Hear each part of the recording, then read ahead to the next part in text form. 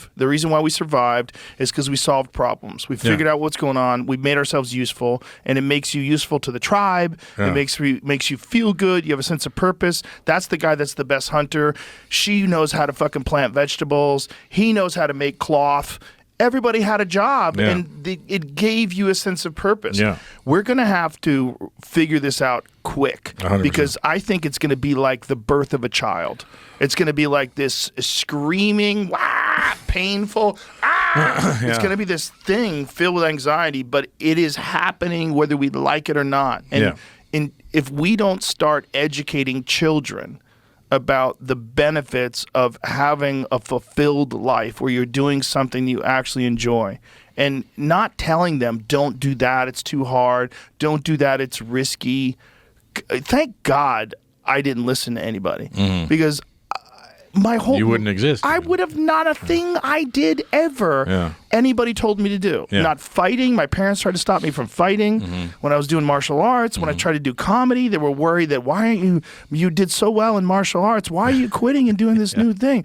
And every fucking step of the way, when I started doing podcasts, my friends were like, what are you wasting your time doing this for? It was all when we started doing video podcasts, people were like, why are you spending so much time doing video? That's so stupid. Nobody watches video. Everyone says no. I was like, I don't care. I just want to do it. Like, just do what you like to do. If you can.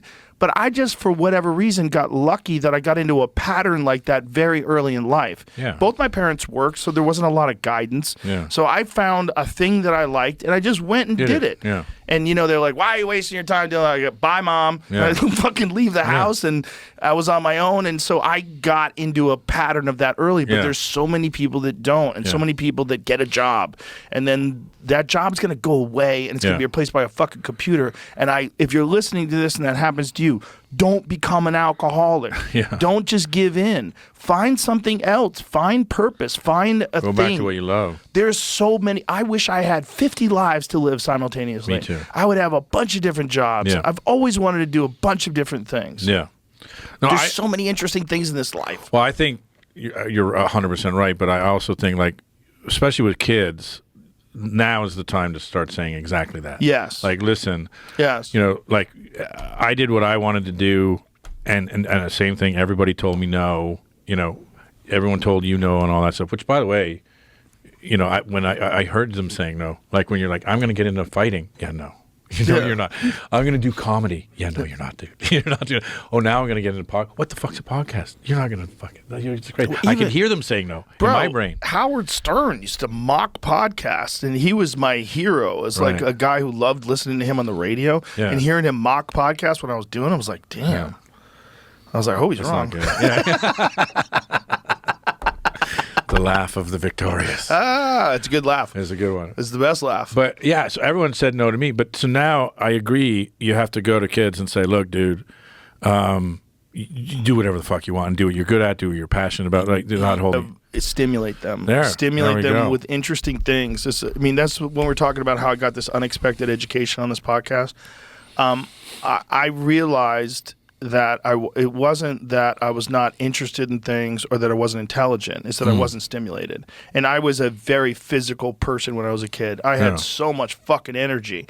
And when you're sitting in a class and you're a little buzzsaw, like, it was like, I can't do this. And if I lived with the wrong parents, and especially in a different time, I would have 100% been medicated.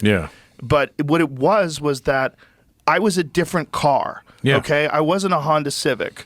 You know, I was a Shelby Mustang for the shirt I'm wearing. I needed to go. I need to go. I got to get stimulated by things. I need stuff that excites me. I can't just sit down, and I'm not good at listening. Which is not what school does. It cuts off the tall trees. It doesn't just do that. It tells you to not go for it.